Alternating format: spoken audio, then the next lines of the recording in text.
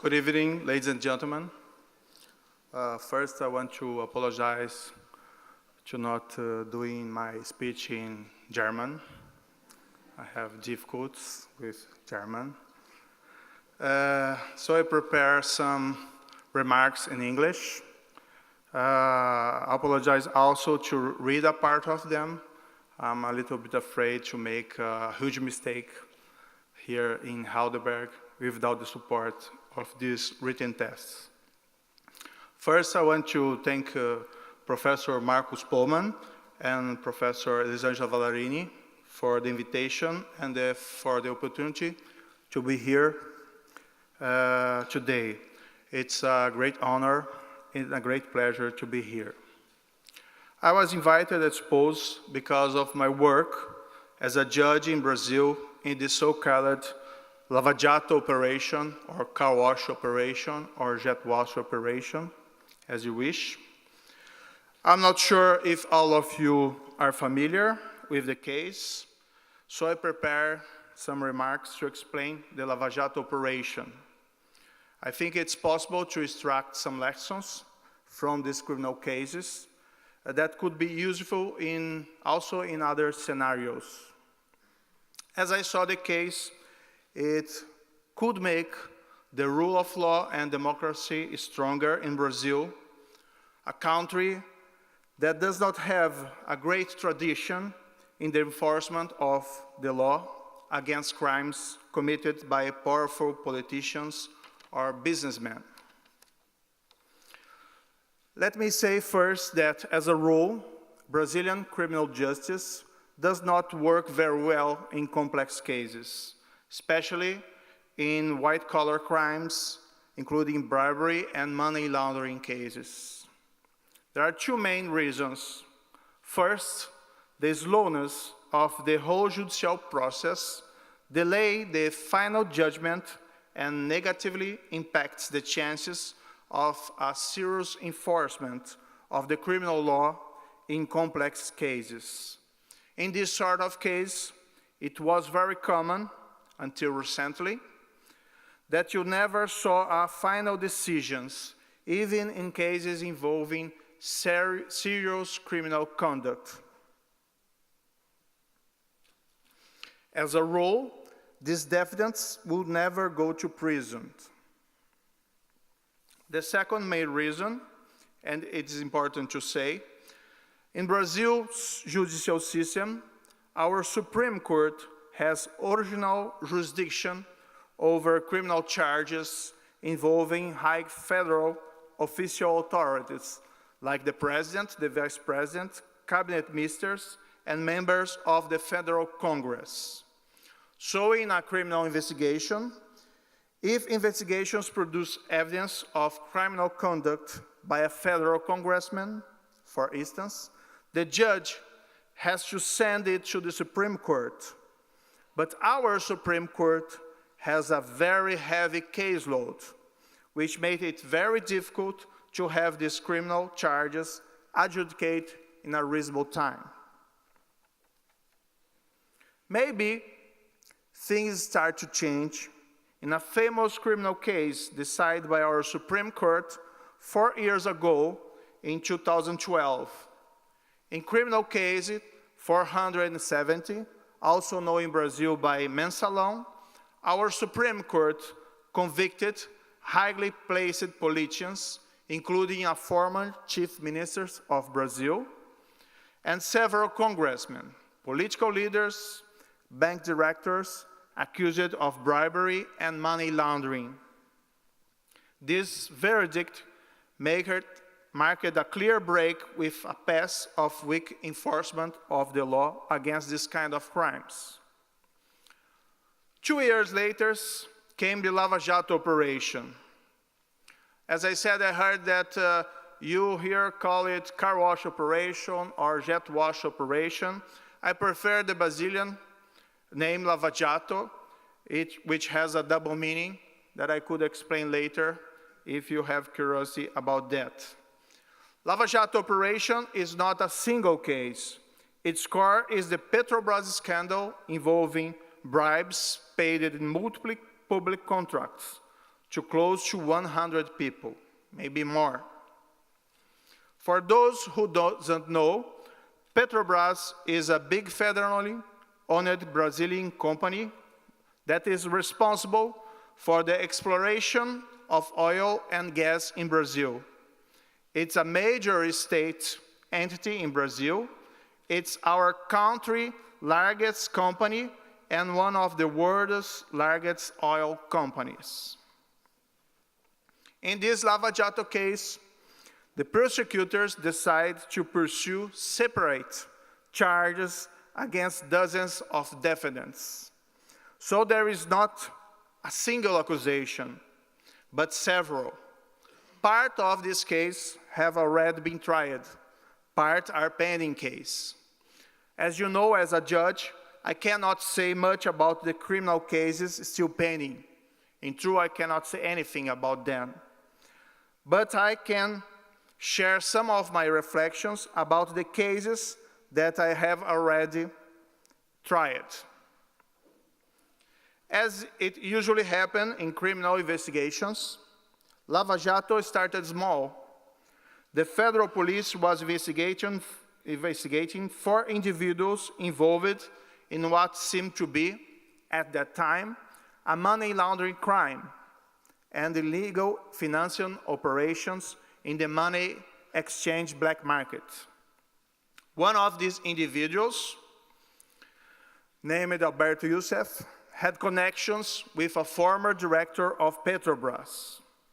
In March of 2014, I authorized searches and seizures in the offices and houses of these 2 individuals. When I learned from federal law enforcement officials that Paulo Costa had tried to destroy or to hide paper evidence from these search and seizures, I ordered his pretrial detention.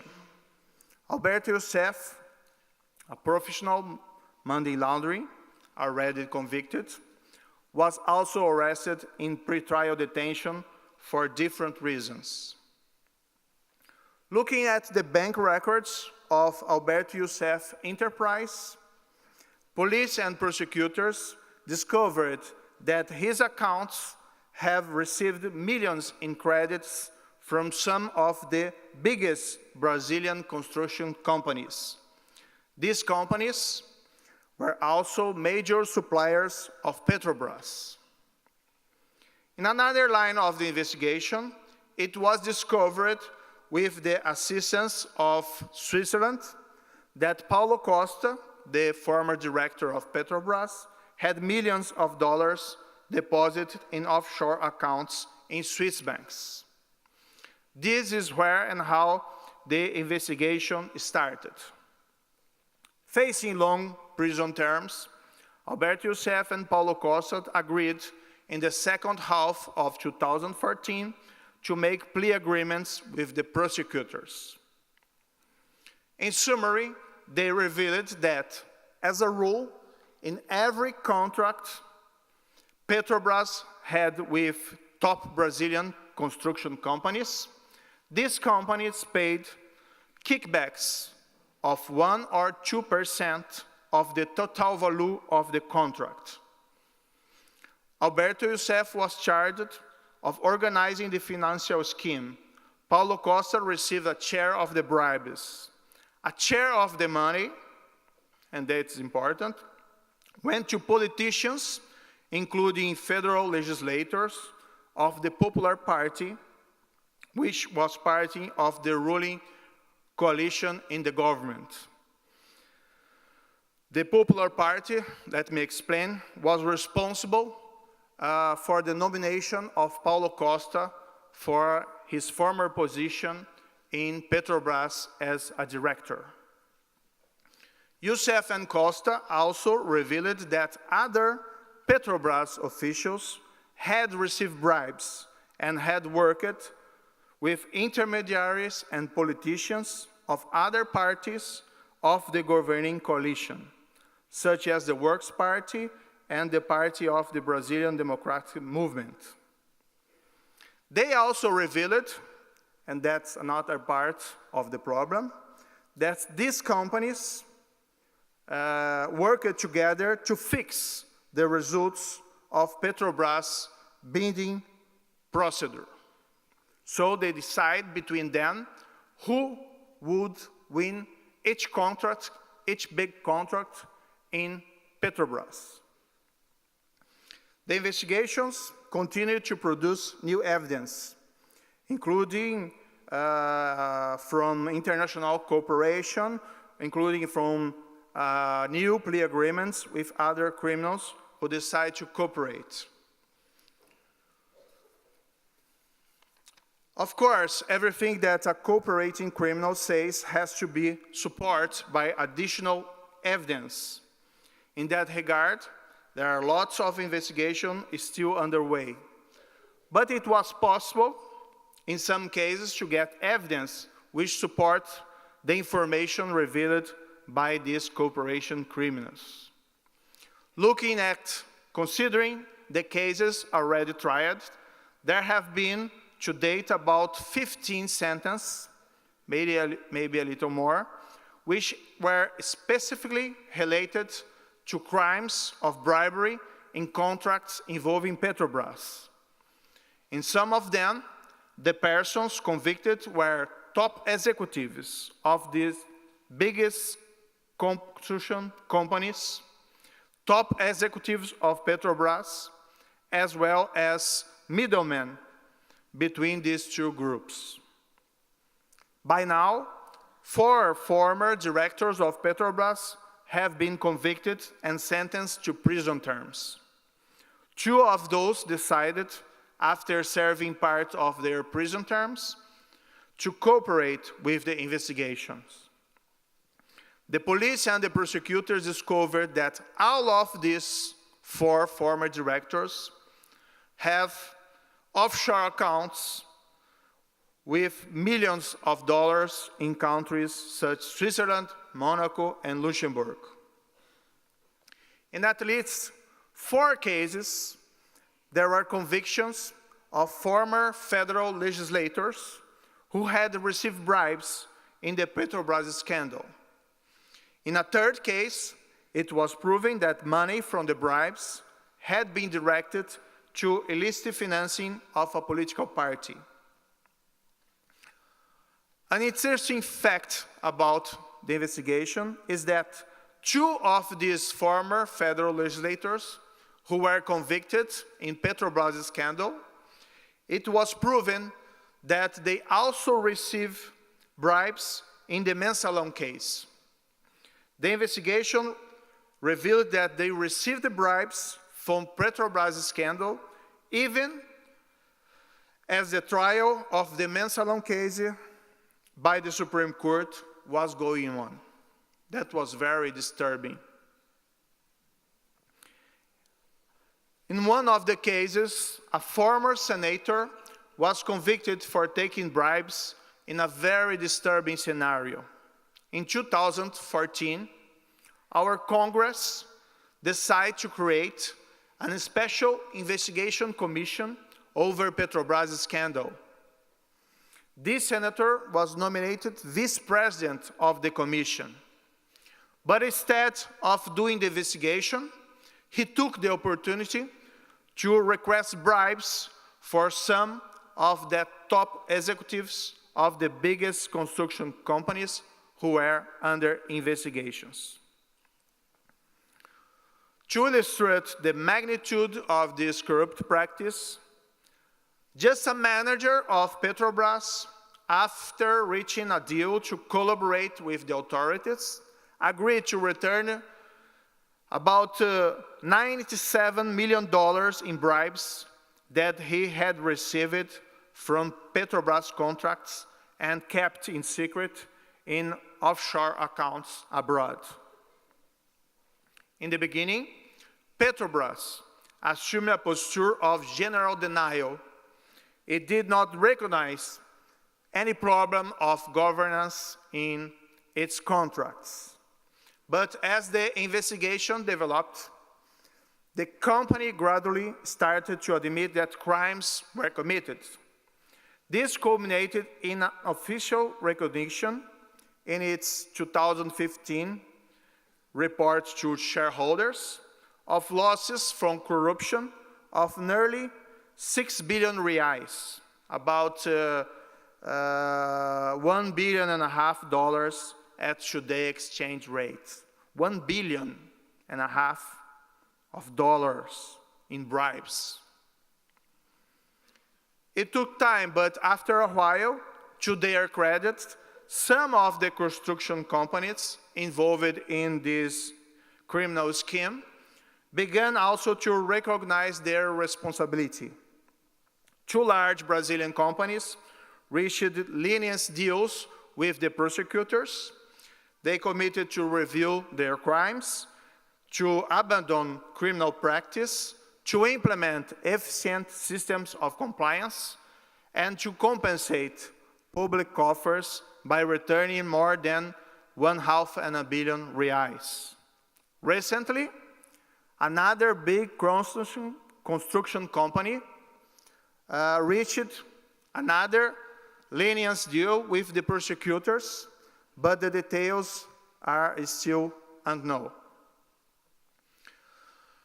As a judge, for me, the more troublesome aspect of the case was that it seems that the payment of bribes on Petrobras contracts was not an exception, was not an isolated act, but rather the rule. In truth, some of the defendants who decide to cooperate use that word. They describe the crimes they committed as, and now I'm quoting, the rule of the game in contracts of the public sector. Some of them stated that this criminal practice went beyond what happened with Petrobras and was used by other companies and in other branches of the federal government.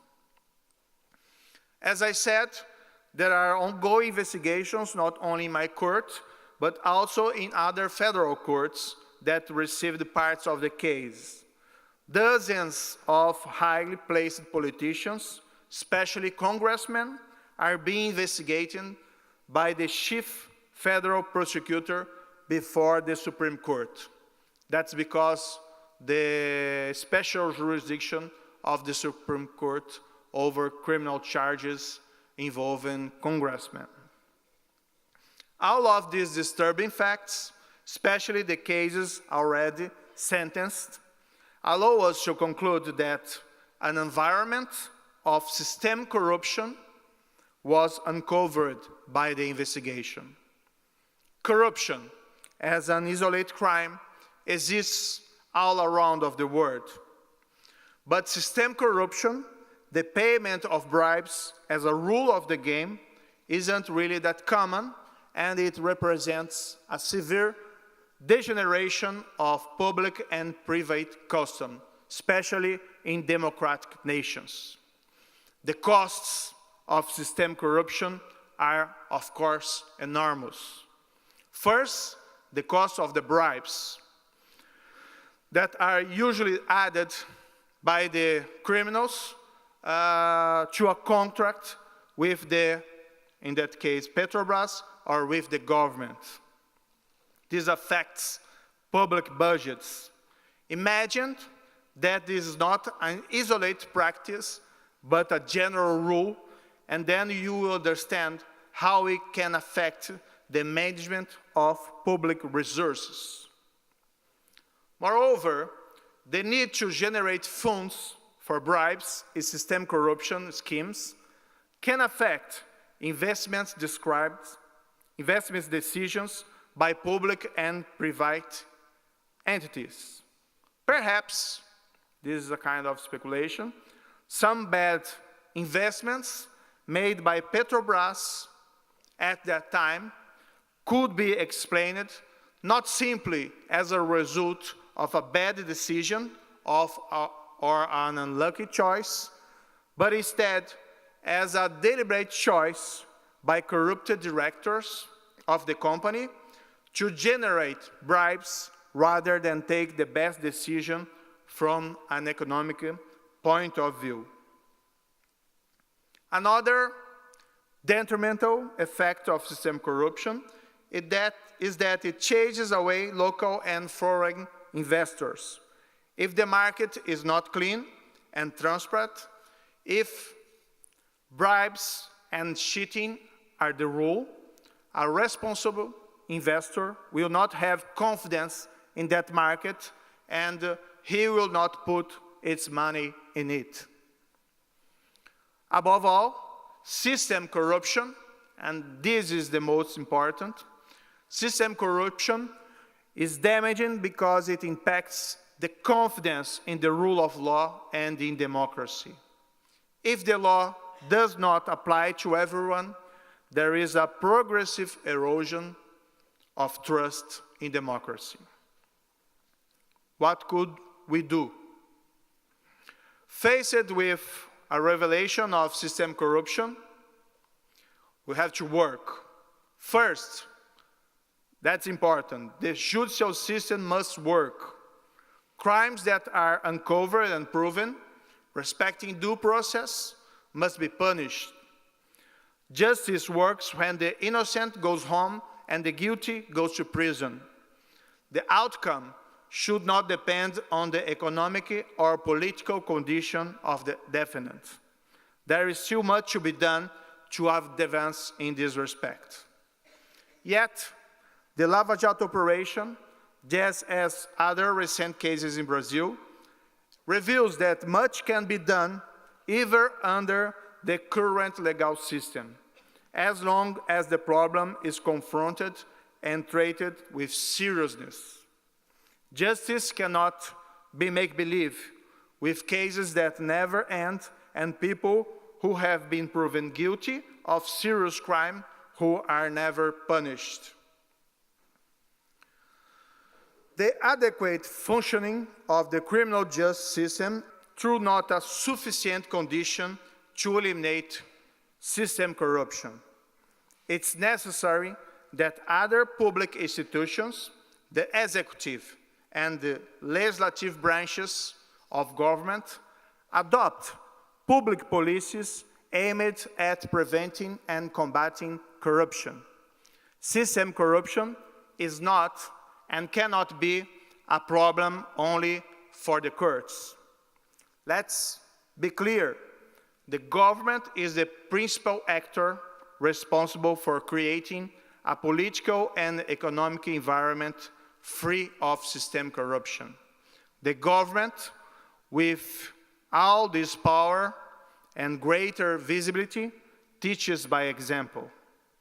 Better laws could be approved to improve the efficiency of the criminal justice system against bribery and money laundering, and to increase the transparency and the predictability of relations between the public and private sectors.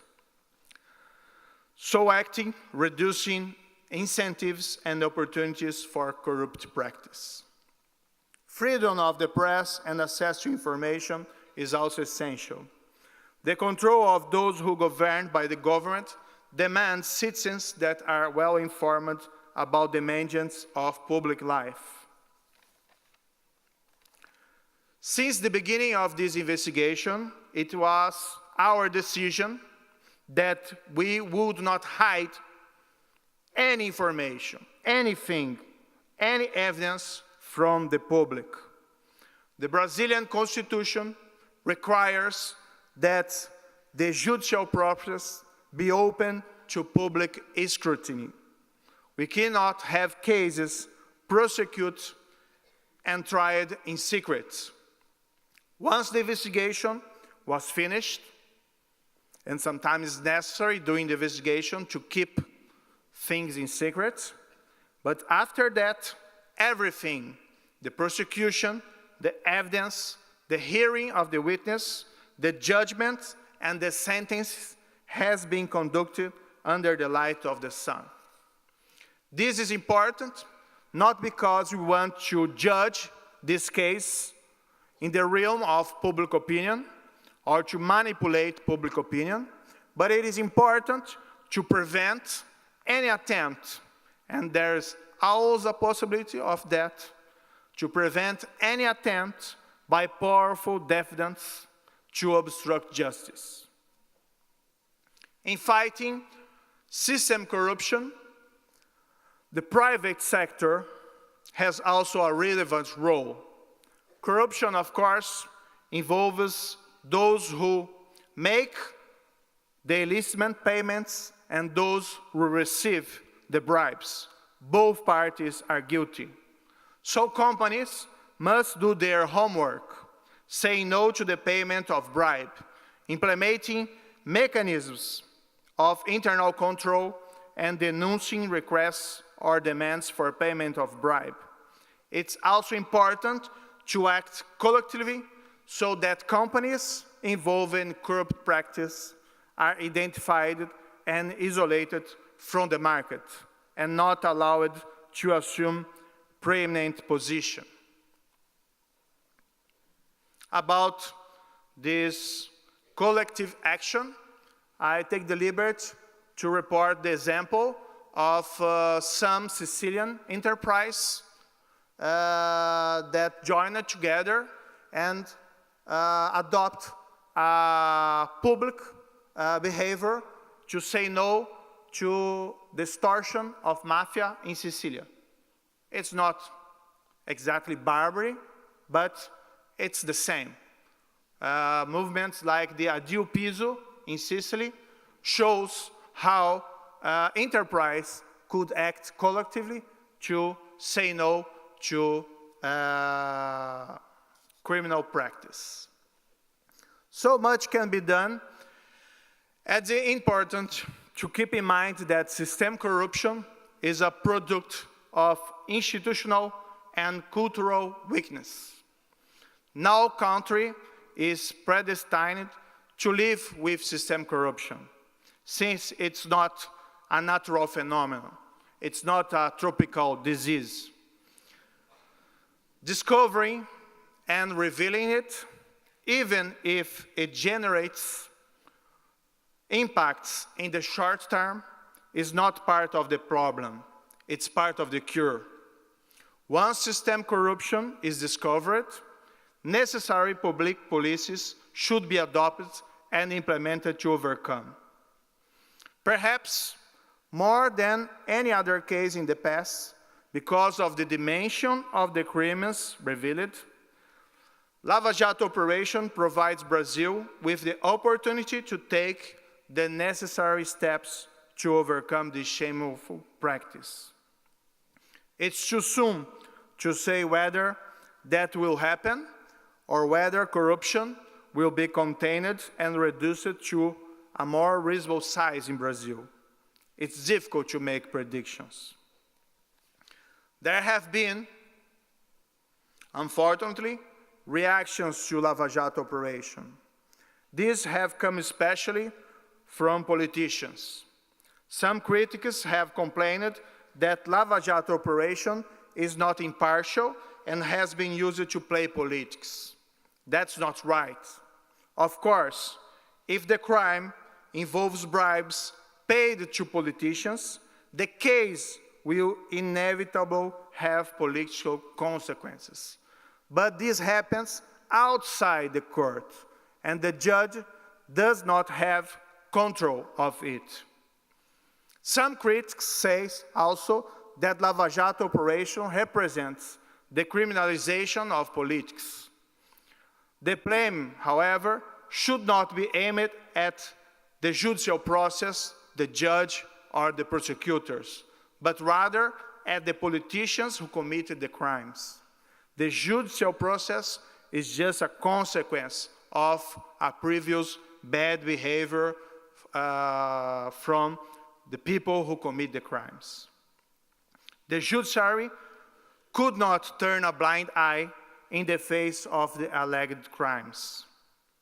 Some critics say also that the due process is not being respected. I totally disagree with that. Every aspect of this judicial process is being conducted in open court, with respect of the rights of the defendants and based in extensive evidence obtained, processed, and publicized under the law. So Lava Jato is not a witch hunt.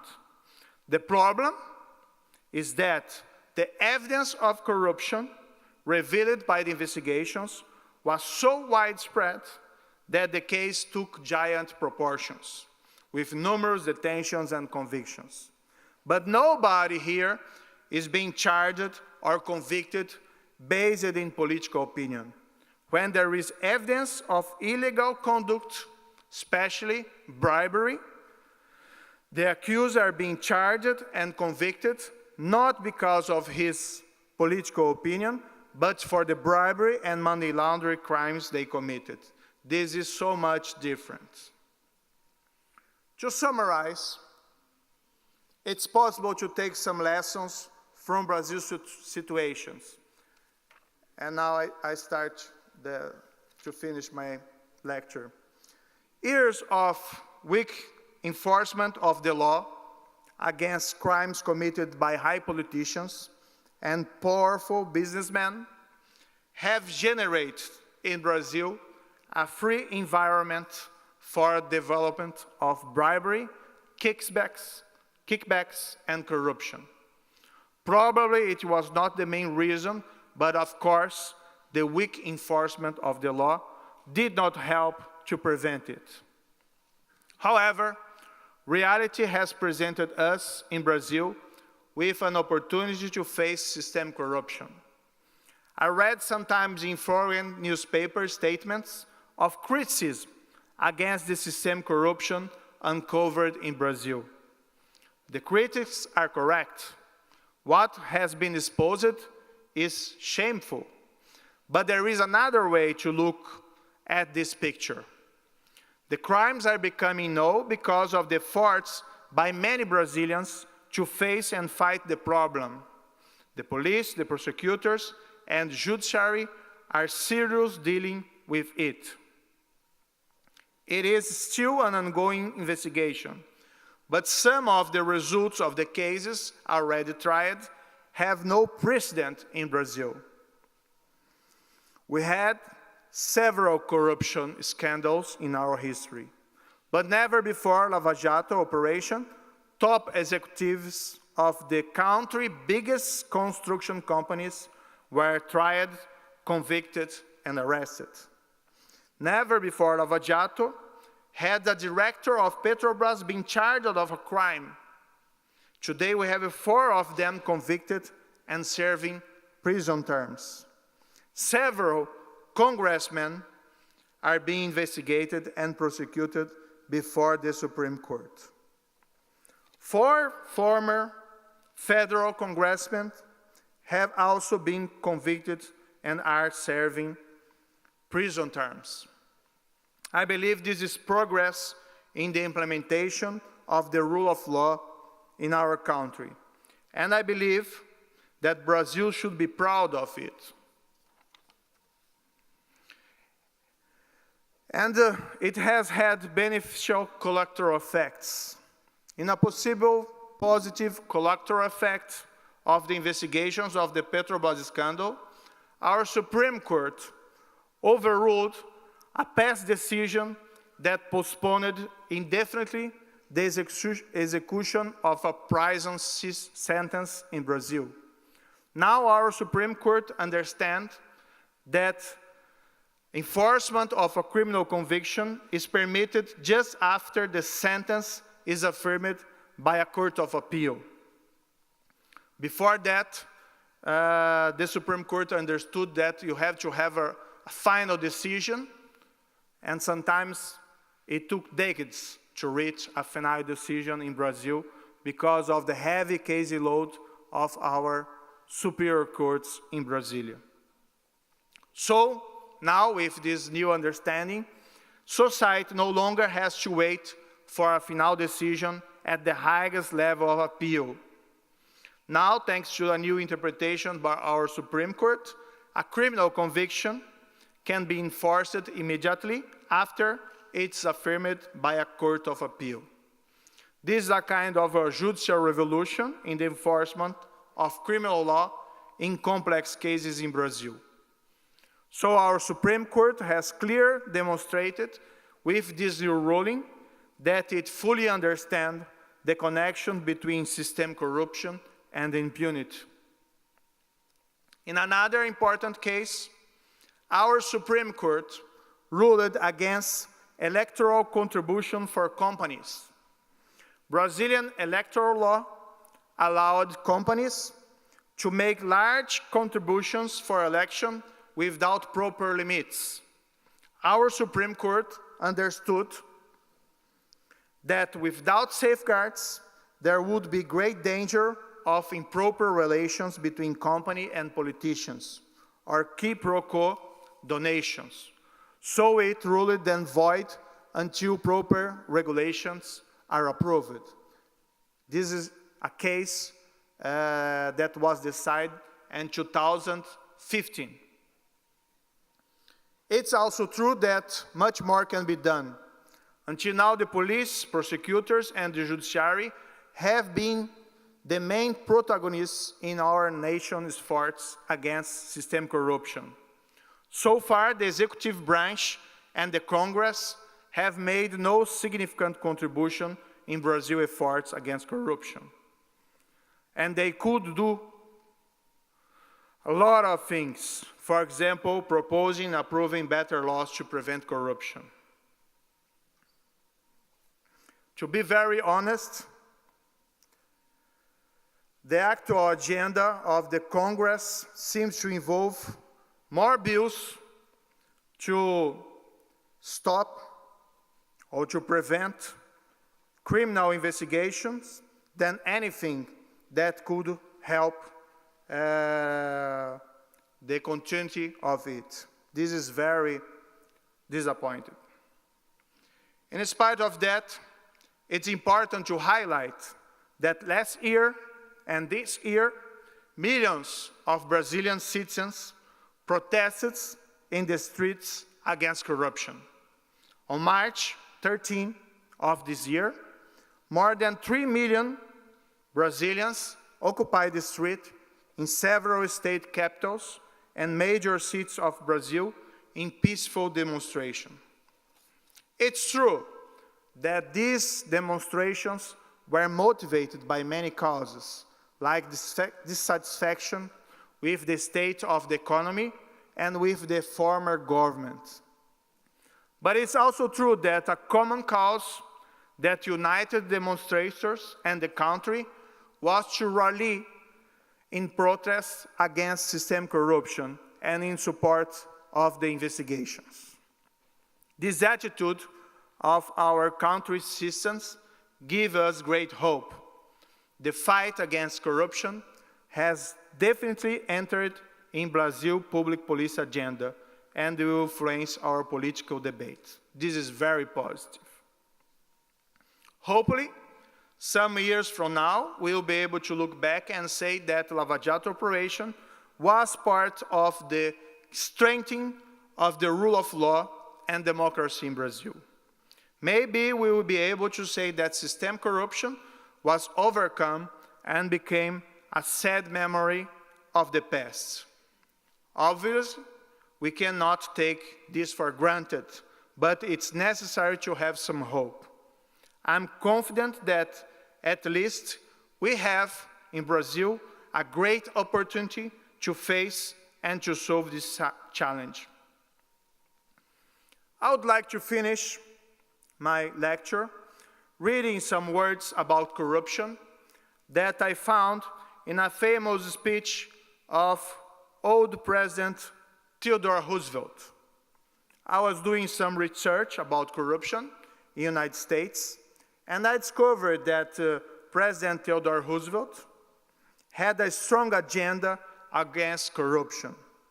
At his time, in the beginning of last century, he encouraged a strong enforcement of bribery federal law in big corruption cases in Kansas and Oregon, which resulted at that time in the unprecedented conviction of 2 US senators.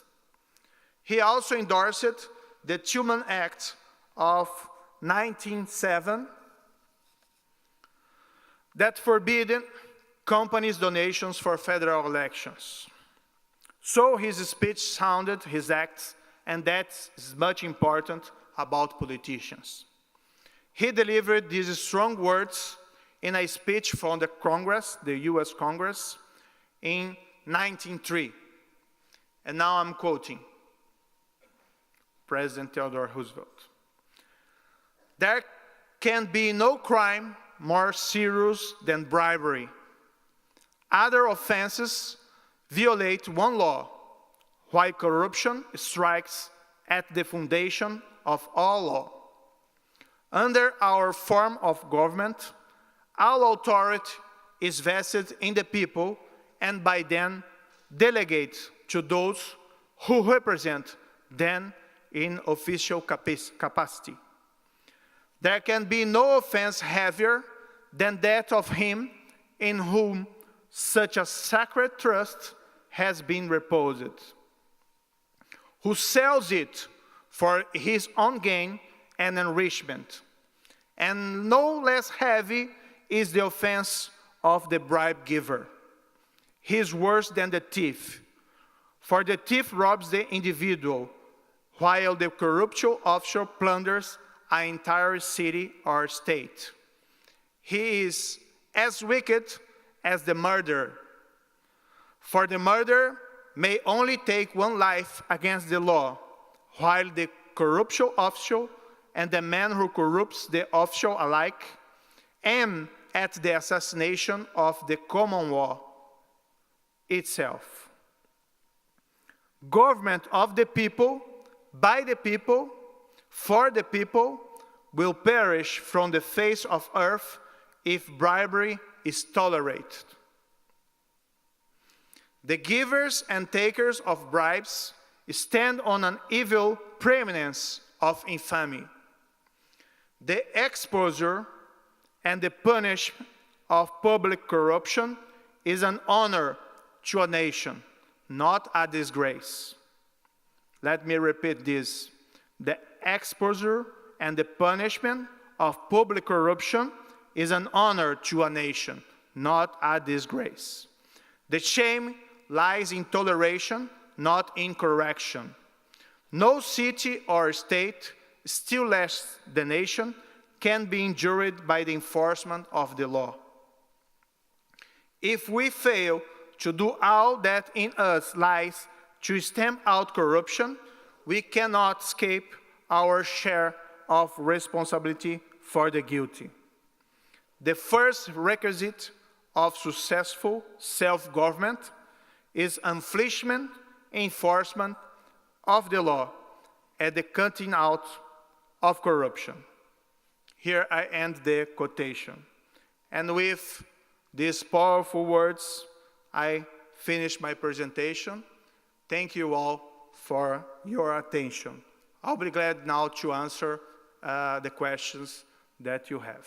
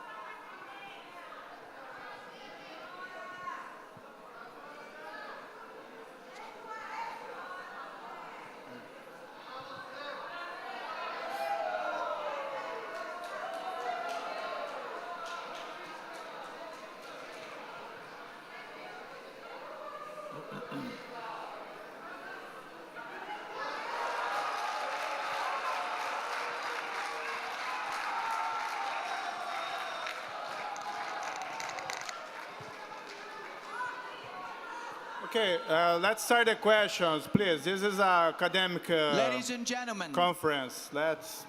Then you please be can back at your protest seats. or manifest, but let's start the question, okay? Please be back at your seats so that we can start our public debate.